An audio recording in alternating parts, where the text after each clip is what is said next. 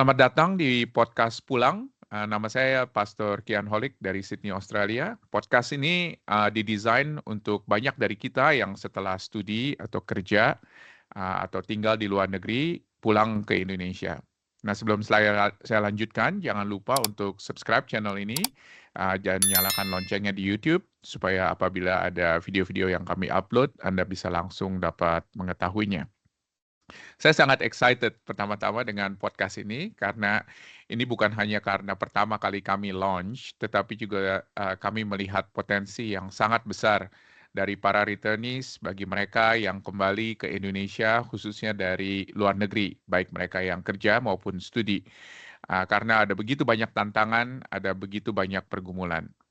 Dan saya berharap kalau misalnya podcast ini bisa mendorong mereka yang kembali untuk terus mengenal dan bertumbuh di dalam Tuhan Yesus Kristus dan melayani Dia di dalam berbagai macam bidang kehidupan yang ada di Indonesia. Saya sendiri adalah seorang returnee, saya pernah menjadi returnee yang kembali dari Amerika Serikat dan pernah tinggal di Indonesia.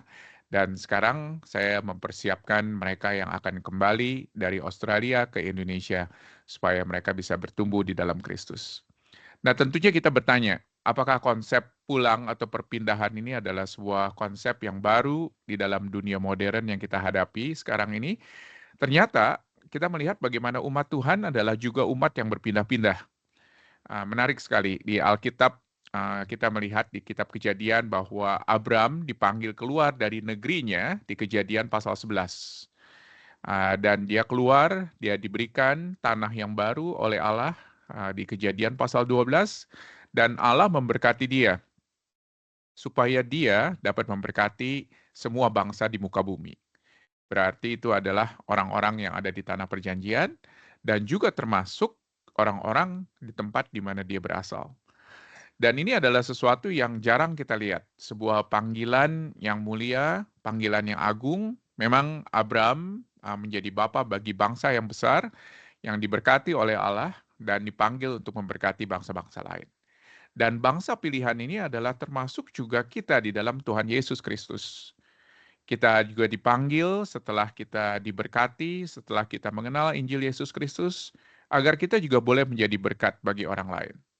Di Matius pasal 28 ayat 19-20, amanat agung dari Tuhan Yesus dikatakan seperti demikian. Karena itu pergilah, jadikanlah semua bangsa muridku, dan baptislah mereka di dalam nama Bapa dan Anak dan Roh Kudus. Dan ajarlah mereka melakukan segala sesuatu yang telah kuperintahkan kepadamu, dan ketahuilah aku menyertai kamu senantiasa sampai kepada akhir zaman. Kita dipanggil untuk menjadi pengikut Kristus, supaya apa?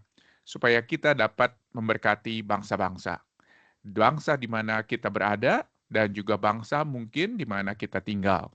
Kita dipanggil untuk memberkati semua bangsa dengan berita Injil Yesus Kristus dimanapun kita berada.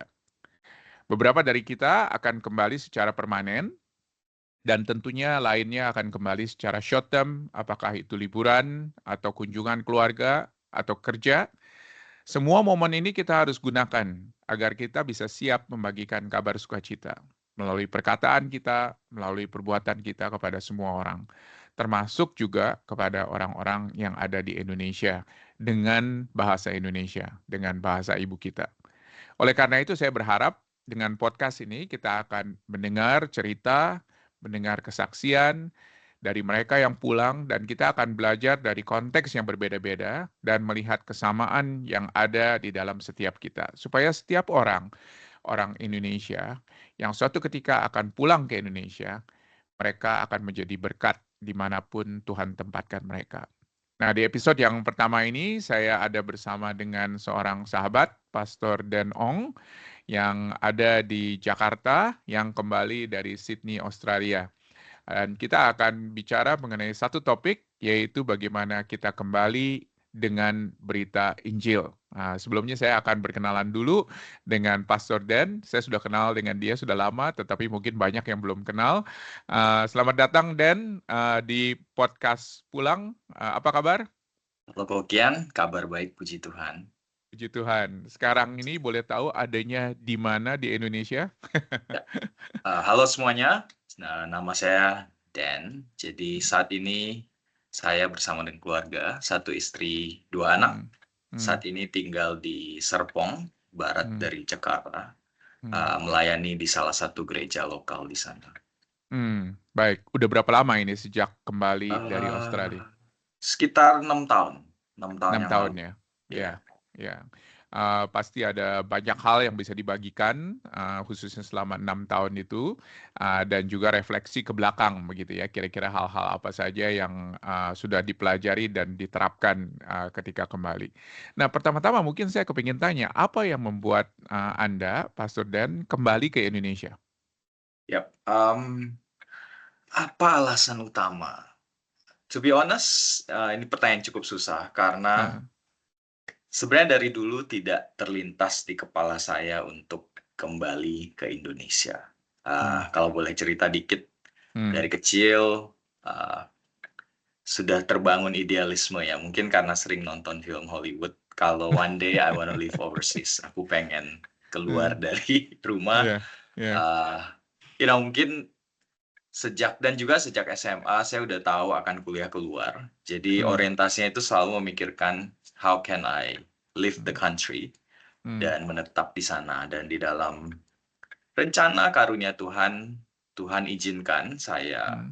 Mmm. bisa kuliah di Australia, lalu bekerja, Mmm. berkeluarga, Mmm. dan saya juga enjoy semuanya itu. Jadi bisa Mmm. dikatakan trajectory hidup saya memang awalnya itu Mmm. menjauh dan Mmm. tidak ada rencana kepikiran untuk pulang. Dan Mmm. saya juga sangat enjoy Mmm. waktu tinggal di Australia, di Sydney waktu itu. Mmm. Tapi tentu Tuhan punya rencana yang berbeda. Mmm. Jadi justru di saat saya di Australia, Mmm. tinggal di sana sekitar 15 tahun, di masa itulah iman saya diteguhkan kembali.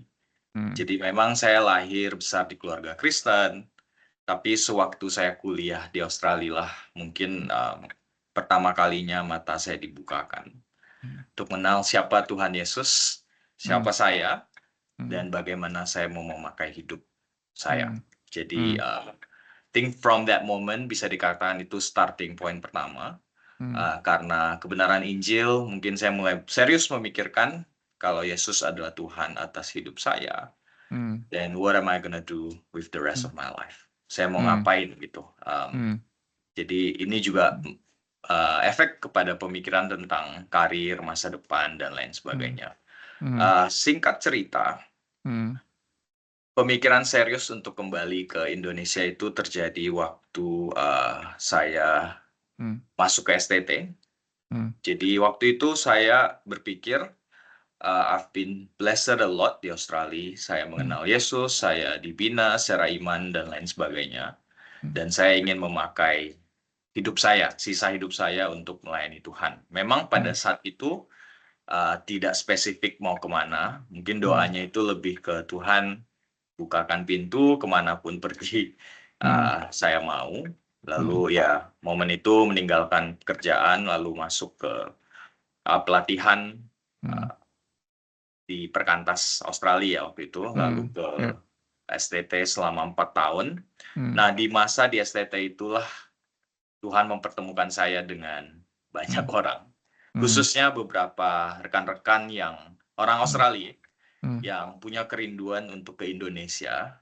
Mmm. Kita ada kelompok doa Mmm. dan mereka benar-benar saya bisa melihat menggumuli bagaimana membawa Injil sesuai amanat agung Tuhan Yesus Mmm. menjadi berkat bahkan cross culture ya, ke budaya Mmm. yang mereka, Mmm.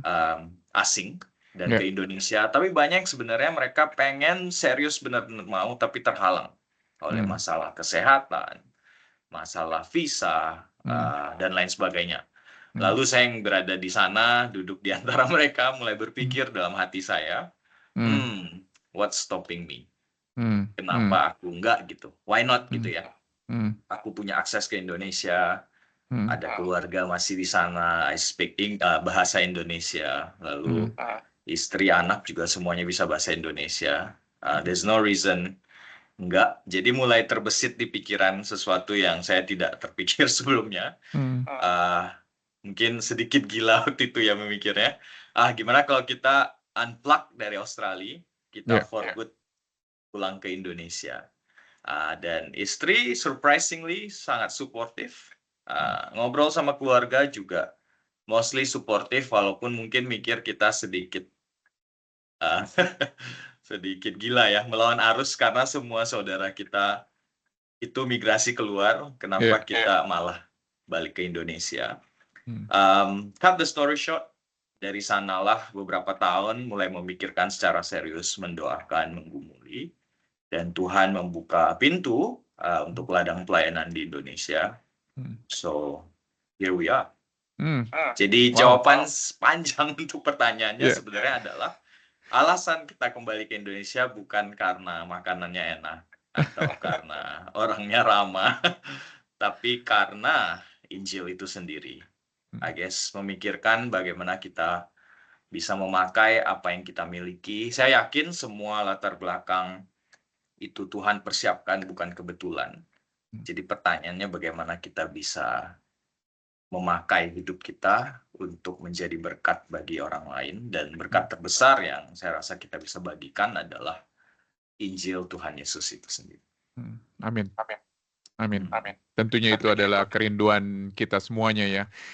Dan terima kasih tadi udah juga jelaskan kepada kita hal-hal apa aja yang dilakukan sebelum kembali, dan saya yakin dan percaya itu helpful semua. Tetapi mungkin backtrack sedikit begitu ya, sebelum masuk sekolah teologi ya, apakah itu ada pernah terpikir gitu untuk kembali ke Indonesia juga? Sebelum masuk sekolah teologi kerja dikatakan tadi sebelumnya, betul? Yep. Jadi ya silakan. Apakah terpikir sebelum masuk sekolah teologi? Benih itu saya rasa nggak tiba-tiba muncul ya. Jadi Betul. mungkin selalu ada pemikiran. Mungkin ya semua diaspora di luar negeri juga pasti always have this longing atau question ya. Setiap kali liburan pulang atau setiap kali ada kesempatan ke Indonesia. Dulu kalau saya business trip selalu sempetin transit kalau ke Asia lewat Indonesia. Dan things that I miss itu kayak banyak event keluarga saya, kemis, banyak orang-orang yang saya udah nggak kenal gitu ya. Dan selalu terbesit waktu itu pemikiran, oh, what happened kalau aku masih di Indonesia dan lain sebagainya. Jadi memang by default ada pull untuk kembali to where I was gitu. Jadi bisa dikatakan ya ada kerinduan di sana juga sejak awal, walaupun ya tadi saya katakan idealisme saya adalah tinggal di luar negeri ya, karena sudah setengah mati berjuang rasanya, kok kembali ke square one lagi. Jadi there's always push and pull di sana lah. Baik. Memang nggak ada yang kebetulan di dalam kehidupan kita ya. The fact that kita ini adalah orang-orang yang lahir, besar, bisa berbahasa Indonesia, mengenal budaya Indonesia, itu juga bukan kebetulan. Saya yakin dan percaya Tuhan memang sedang membentuk, mengarahkan kita kepada sesuatu yang Dia ingin kita lakukan. Dan terima kasih banyak untuk membagikan hal itu.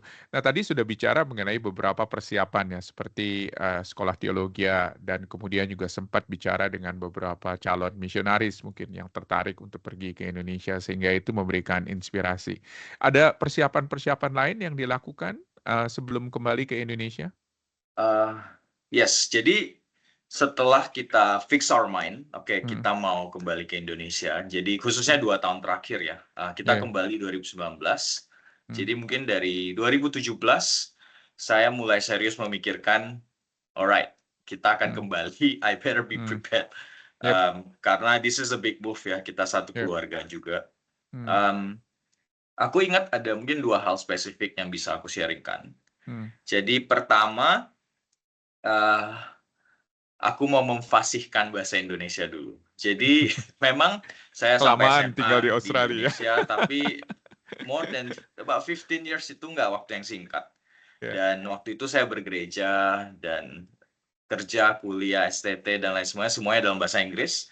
Jadi my command of bahasa Indonesia itu sangat informal. Jadi di konteks mungkin percakapan biasa bisa, tapi secara formal, khususnya kalau saya mau masuk pelayanan, I really feel inadequate ya. Jadi satu hal saya persiapkan waktu itu adalah saya mulai coba lebih banyak nonton film Indonesia. Saya mulai baca novel Indonesia.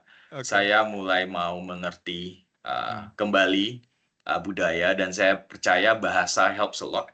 Hmm. Karena bahasa terus evolve, jadi ketika kita kembali masuk, mulai getting familiar dengan bahasanya lagi, itu helps ya. Dan begitu juga dalam konteks pelayanan, Ya. saya mulai baca Alkitab bahasa Indonesia lagi. Lalu saya sempatkan setahun pelayanan di gereja. Waktu itu praktek pelayanan di gereja berbahasa Indonesia. Jadi that I think in one way help me untuk catch up ya. Mungkin baca berita juga dan lain sebagainya.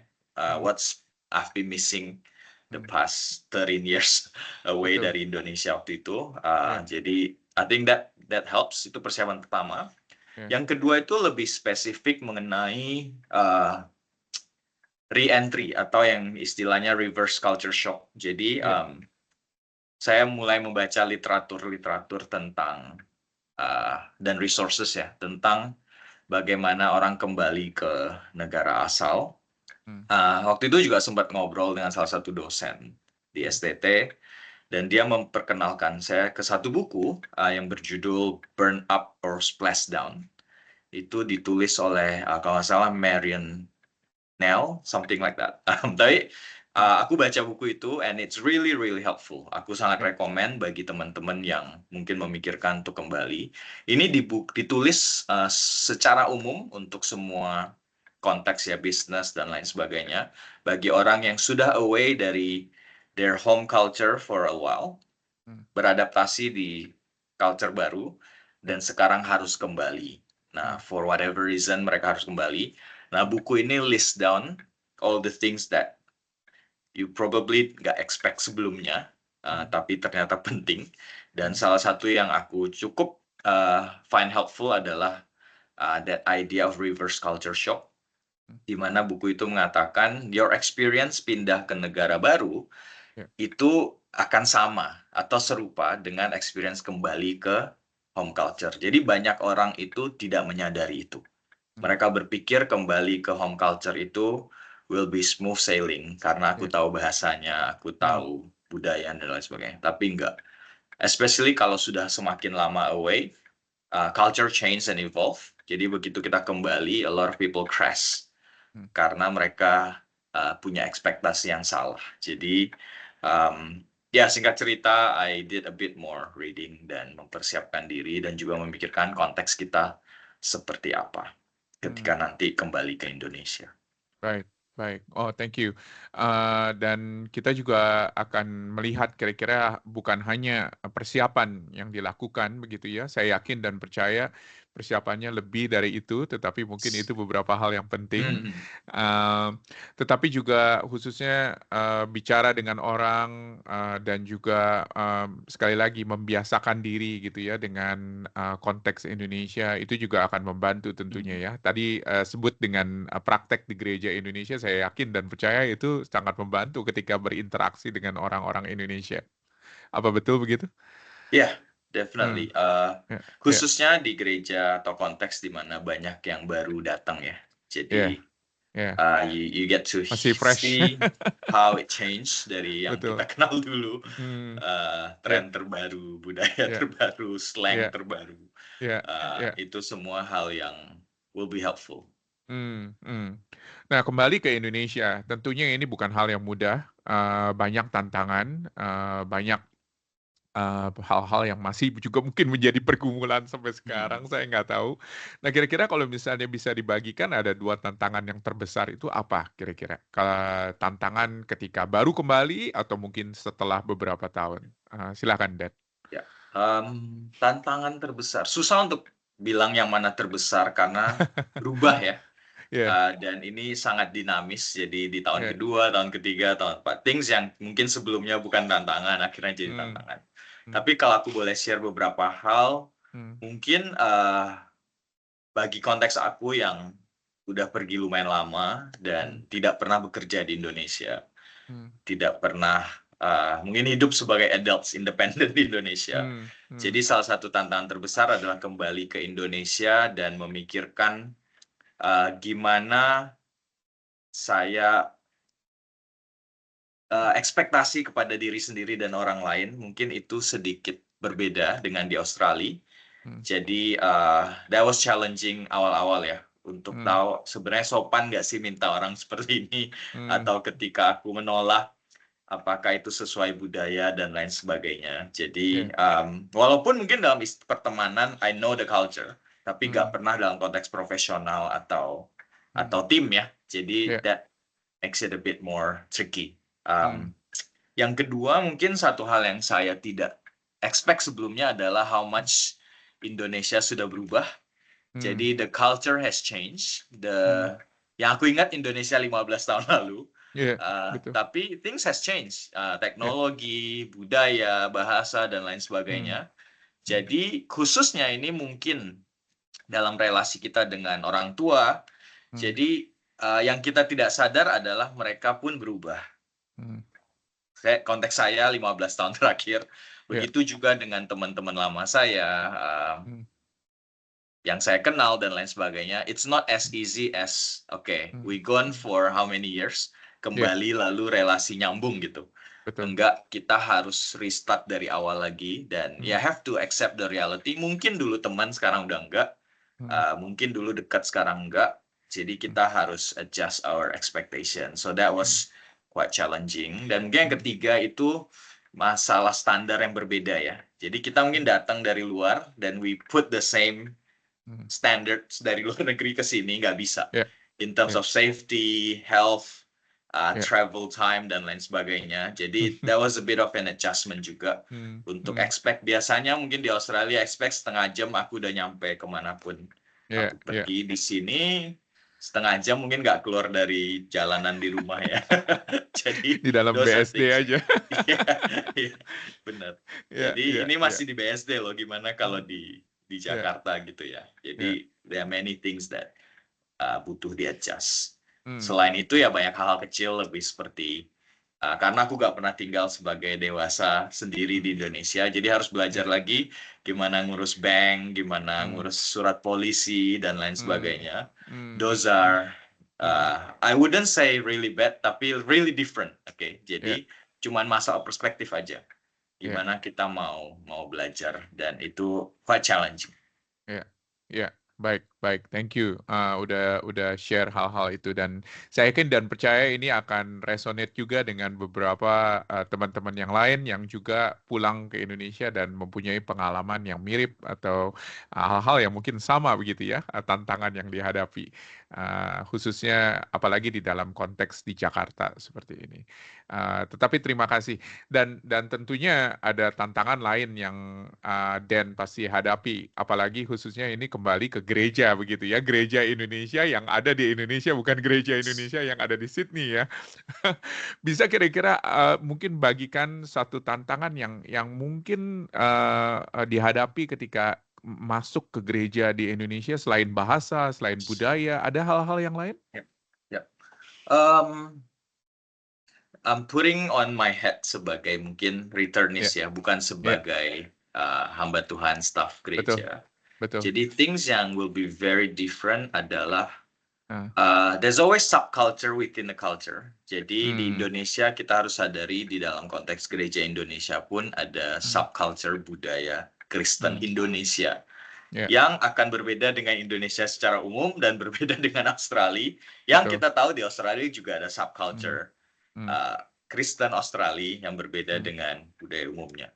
Jadi things seperti liturgi akan mungkin berbeda tergantung di Australia ke gereja mana. Cara penyampaian khotbah akan berbeda. Lagu yang dinyanyikan akan berbeda. Bahasa yang dipakai akan berbeda. Nah, that can be challenging kalau kita tidak datang dengan humility. Kalau kita berpikir dan this is very natural. Kita datang berpikir what I had sebelumnya itu yang paling baik gitu ya. Jadi ketika kita melihat sesuatu yang berbeda, kita memandang dengan lensa lensa suspicion daripada oh ini apa sih, kenapa berbeda gitu. Jadi itu mungkin yang harus dipersiapkan juga. Dan generally culture Indo itu di subculture gereja ya, mungkin orang lebih tidak open segampang mungkin di negara barat yang sangat pinter dengan how you going, Ya. rasanya bisa langsung ngobrol, tapi Indonesia mungkin takes time buat warm up dan lain sebagainya. Sekali lagi ini bukan masalah baik, buruk, Hmm. jelek, Hmm. bagus, tapi Betul. perbedaan budaya. Hmm. Jadi again, it's all about mindset dan Ya. ekspektasi ya. Ketika Ya. kita masuk ke satu subculture yang baru, bagaimana kita mau adjust di sana. Kalau misalnya ada satu tip dari berbagai macam pergumulan tadi yang dihadapi di dalam kehidupan kita, di dalam masyarakat, keluarga, gereja. Kalau ada satu tip dari Pastor Dan kepada mereka yang akan kembali ke Indonesia supaya mereka bisa overcome hal-hal itu, supaya mereka bisa mengatasi hal itu, apa itu satu tipnya? Satu tip, the most important thing, I think, be humble. Jadi datang dengan kerendahan hati. Jadi karena dari kerendahan hati itu, then you will have a right expectation ya. Jadi know that it won't be easy. Jadi kita nggak mau masking kalau reverse culture shock itu nggak ada atau akan smooth sailing, nggak. Jadi kalau lihat curve-nya ya, reverse culture shock, there's a long period of down. Mungkin after honeymoon period, bakminya enak, makanannya enak, hidup lebih murah. Tapi then reality hits, itu takes time, dan always need to know juga itu nggak selamanya.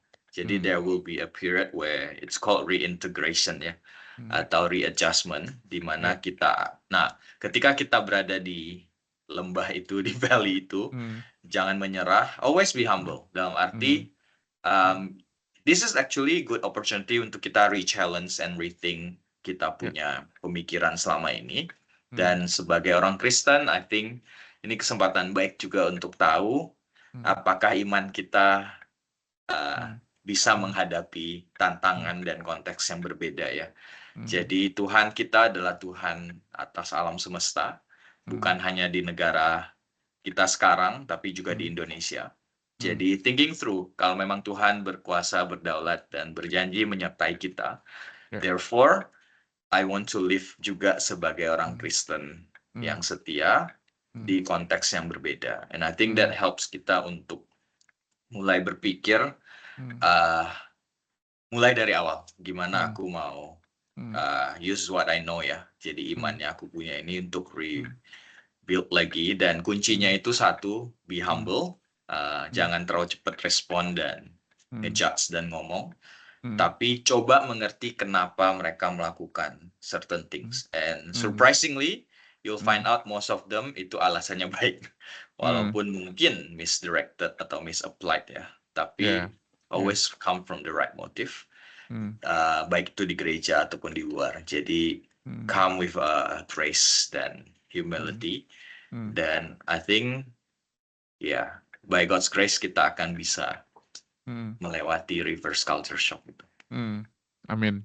Dan Pastor Dan tentunya bukan satu-satunya yang mengalami ini, ada banyak sekali yang mengalami, dan ada banyak juga yang berhasil, tentunya ada juga yang gagal, dan kita akan belajar dari yang berhasil tentunya hal-hal apa aja yang dilakukan, dan sungguh bersyukur sekali bisa bicara dengan terbuka mengenai masalah ini. Nah, Pastor Dan, ada setelah 6 tahun di Indonesia, di Jakarta, ada kepikiran balik ke Australia? Nyesel nggak pindah ke Indonesia? Nyesel nggak? Dari 6 tahun balik ini kita cuman sekali sempat berkunjung ke Australia beberapa minggu ya. It's funny, like anak kita umur 5, umur 6 balik ke Indonesia, and then balik lagi ke Australia, and then mereka juga experience culture shock. Cuman ya, you gotta acknowledge it's different world ya, dan mereka juga lumayan senang waktu di Australia. Tapi bagi kita, I think we always need to keep reminding ourselves, ketika kita make a commitment untuk ke Indonesia, we have to commit all in. Kita jangan punya dua kaki di dua tempat, karena itu kuncinya justru. Walaupun ya kita percaya Tuhan berdaulat, dia mungkin punya rencana ke depan, and will always open kemanapun itu. Tapi at the moment ya, our mindset is let's go long term. Karena kalau nggak long term, very hard untuk make life decision yang long term Ya, juga gitu ya. betul, betul. Jadi my tips is mungkin buat Hmm, teman-teman yang kepikiran akan balik atau apa, uh, hmm, come with the mindset I'll be here long term. hmm, Karena itu akan membantu kalau kita selalu punya satu kaki di tempat hmm, lain ketika kita hmm, returning, hmm, then you always half in half out gitu. Dan hmm, itu hmm. akan berdasarkan pengalaman ya, ngobrol dengan Ya, banyak orang, ya, sangat sulit. hmm, Sangat hmm, sulit. Jadi hmm, kalau kita nanya nyesel enggak. hmm. Walaupun ya sulit dan Ya, nggak gampang, hmm, tapi ya kita percaya at the end of the day our citizenship sebagai orang Kristen adalah di surga. hmm, Jadi di dunia hmm, ini sementara, mau hmm, di tempat A atau tempat B, Tuhan bisa pakai, Tuhan hmm, bisa bawa sukacita hmm, dimanapun kita berada. hmm. Pertanyaannya kita mau nggak Betul. make the use of it ya. Jadi Ya, jangan terlalu pikirkan. I know some people mungkin terpaksa harus kembali. heeh, Some people make that decision. At the end of ya, the day, it doesn't matter. ya, Yang penting itu mindset kita ketika kita hmm, kembali. hmm, What am I gonna do? hmm, hmm. Karena the grass always seems greener on the On the other other side. side. Karena kita nggak bisa hidup dua dunia sekaligus gitu. Betul, Jadi kita betul. cuma bisa hidupin satu and berpikir yang satu Hmm, lagi ini hmm, lebih hijau gitu ya. Padahal mungkin hmm. enggak. Ya, Maybe not gitu. Jadi ya, kita jangan tertipu oleh diri sendiri aja yang ya, mengidealiskan ya. kehidupan satu lagi gitu ya. Yap. Baik, baik. Yang pasti grass di Indonesia lebih green daripada di Australia. Ya, di sini lebih hijau.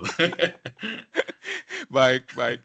Terima kasih banyak Pak Suden udah Welcome. membuka diri dan udah share mengenai pengalaman dan juga khususnya hal-hal apa yang dihadapi dan juga bagaimana mengatasinya dan kita bersyukur sekali. Tentunya ini ada di dalam konteks yang sangat khusus ya, di mana Pak Suden kembali di dalam pelayanan di gereja. Tentunya ada banyak nanti testimoni yang akan kita dengar di episode selanjutnya dari konteks yang berbeda-beda, dari mereka yang kerja di perusahaan, kerja dengan keluarga, kerja di pemerintah, dan juga mungkin kembali untuk mungkin membantu orang tua yang sudah sakit dan lain sebagainya. Tentunya punya pergumulan yang berbeda-beda. Dan saudara-saudara, tolong terus dengarkan podcast ini dan kita berharap di episode selanjutnya kita bisa mengangkat cerita-cerita lain dari pengalaman yang berbeda-beda. Tapi terima kasih banyak Pastor Dan buat waktunya Sama-sama. dan buat bisa sharing kepada kita. Bisa tolong tutup pembicaraan kita dalam doa dan tolong doakan khususnya mereka yang kembali ke Indonesia atau yang sedang berpikir atau sedang bersiap diri untuk kembali ke Indonesia supaya mereka boleh siap dan mereka boleh terus bertumbuh ketika nanti kembali ke Indonesia di dalam Tuhan Yesus Kristus. Tolong tutup dalam doa. Makasih. Sure. Yuk, mari kita berdoa. Tuhan Allah Bapa yang bertahta di kerajaan surga, Bapa sungguh kami bersyukur karena kami bisa mengenal Tuhan pencipta di dalam Tuhan Yesus, Tuhan yang berdaulat atas kehidupan setiap kami. Kami bersyukur karena di dalam kasih-Mu, Engkau yang terus menjaga dan menuntun kehidupan setiap kami. Setiap langkah hidup kami tidak ada satupun yang kami ambil di luar rencana dan kedaulatan Tuhan. Dan kami secara khusus ingin berdoa bagi mungkin rekan-rekan, teman-teman yang sedang memikirkan kemungkinan untuk kembali ke Indonesia. Untuk alasan apapun itu, Tuhan yang terus jaga hati pikiran setiap kami, agar setiap langkah dan keputusan yang kami ambil itu adalah keputusan yang dapat memuliakan Tuhan, Tuhan yang juga bantu segala persiapan, baik di tempat asal ataupun nanti di Indonesia, semuanya bisa menjadi hal yang terus membangun setiap kami, jaga iman setiap kami, untuk bisa terus percaya kepada penyertaan Tuhan Yesus, khususnya ketika challenges dan tantangan datang. Kami sadar ini tidak ada satupun yang terjadi di luar kedaulatan Tuhan. Dan bersyukur juga untuk pelayanan ini, podcast ini bisa menjadi berkat dan membantu banyak orang yang memikirkan tentang kembali ke Indonesia. Di dalam nama Tuhan Yesus kami berdoa. Amin. Amin.